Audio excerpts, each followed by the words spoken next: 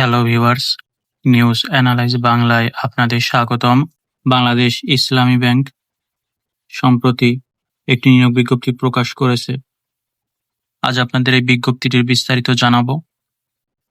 তার আগে যারা এখনো আমাদের চ্যানেলটি সাবস্ক্রাইব করেননি, এই ধরনের চাকরির বিজ্ঞপ্তিগুলো সবার আগে পেতে তারা অবশ্যই আমাদের চ্যানেলটি সাবস্ক্রাইব করে নেবেন। আসুন দেখে নেওয়া যাক ইসলামী ব্যাংক বাংলাদেশ এর নিয়োগ বিজ্ঞপ্তিটির বিস্তারিত।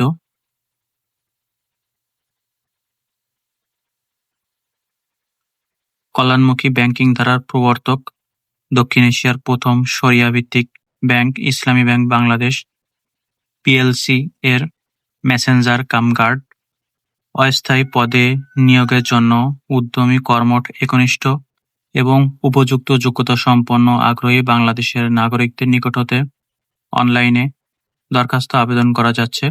শিক্ষাগত যোগ্যতা এসএসসি অথবা সমমান পাস। বয়স 11 সেপ্টেম্বর 2025 তারিখে ন্যূনতম 18 বছর এবং অনূর্ধ্ব 32 বছর।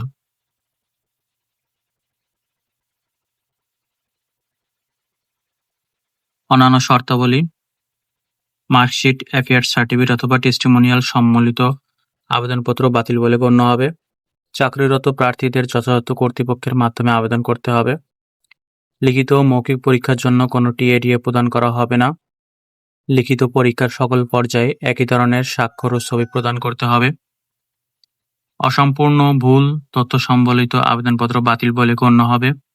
প্রার্থীদের অবশ্যই একটি বৈধ ইমেইল এবং মোবাইল নম্বর থাকতে হবে। প্রার্থীর ব্যাংকের যে কোনো অফিস বা শাখায় চাকরি করার মানসিকতা থাকতে হবে। নিয়োগ পদ্ধতি: আবেদনকারীদের তথ্য ও ডকুমেন্ট সহ বাছাইপূর্বক প্রাথমিক তালিকা প্রস্তুত করা হবে। তালিকাভুক্ত নির্বাচিত প্রার্থীদের লিখিত পরীক্ষায় অংশগ্রহণ করতে হবে।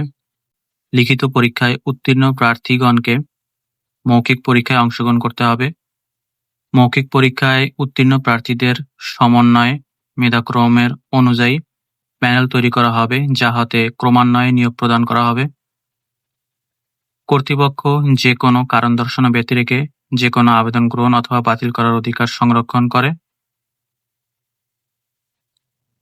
আবেদন পদ্ধতি: যোগ্য ও আগ্রহী প্রার্থীগণকে ওয়েবসাইট career.islamybankbd.com এ প্রয়োজনীয় তথ্য প্রদানের পাশাপাশি সদ্য তোলা পাসপোর্ট সাইজের ছবি ও স্বাক্ষর আপলোড করার মাধ্যমে আগামী 11 সেপ্টেম্বর 2025 তারিখের মধ্যে আবেদন করতে হবে। কোনো অবস্থাতেই সরাসরি হাতে বা ডাকযোগে অথবা কুরিয়ার সার্ভিসের মাধ্যমে আবেদনপত্র পাঠানো বা গ্রহণ করা হবে না। ধন্যবাদ সবাইকে এতক্ষণ আমাদের সঙ্গে থাকার জন্য।